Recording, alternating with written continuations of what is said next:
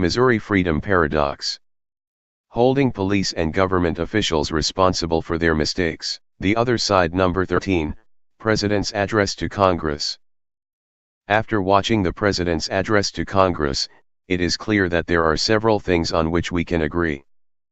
Much of what the President hopes to accomplish, the Democrats also hope to accomplish. Middle class expansion, the rebuilding of our infrastructure, improvements to healthcare and education, and making America a better place to live. Here's what I mean: expansion of the middle class. The middle class is defined by most economists as folks making from $50,000 to $250,000 per year. To expand the middle class, more of our workers need to move up into this income range. To accomplish this, full-time workers would need to make a minimum of $25 an hour for a single worker household. For a two-worker household, it could be as low as $12.50 per hour. So, to accomplish our mutual goal, a minimum wage of $12.50 would be required. We know that union workers' wages fall exactly within the target of the middle class, so supporting unions, collective bargaining, and prevailing wage will help us to work together to accomplish this mutual goal. Infrastructure investment. The President's trillion-dollar infrastructure investment would be exactly what we need to create jobs in rural Missouri. I fully support this proposal and agree with the goal of the President to make a historic investment in our infrastructure. Paying for it is another issue.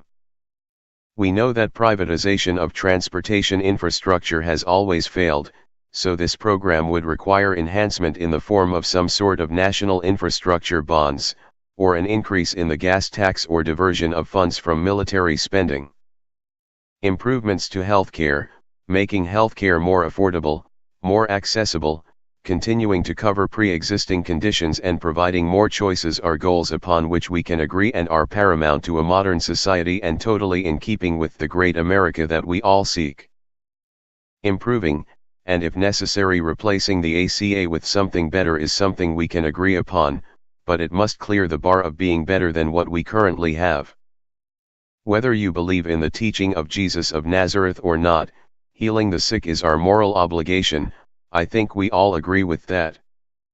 One way to do so would be to lower the Medicare eligibility age to 0 and use what we have in place to cover everyone with an 80/20 plan. Or we could use the model of Canada, the UK, Germany, France, or Denmark to move to a single-payer system. However, going back to an insurance company-based profit model simply will not work or be acceptable to anyone. Improvements to our education system. The final point upon which we can agree is education. Education is the key to solving many of our socio-economic problems. Beginning at the preschool level and continuing all the way through adulthood, better educated workers make higher wages and pay higher taxes. More funding for public schools and universities will reap huge benefits for everyone. These are the issues of importance to those on both sides of the aisle. Unlike the GOP of the last administration, the Democratic Party welcomes the opportunity to work with the other side to truly make America great. These are the core principles of the Democratic Party: help the American worker, heal the sick, support public education, and make life better for all Americans. By Chuck Banks, 8th CD Chair, Missouri Democratic Party. Thank you for watching. If you like the video, don't forget to give this video a thumbs up. Subscribe for more videos and news articles each week. Missouri Freedom Paradox is more than a news source, we are a community.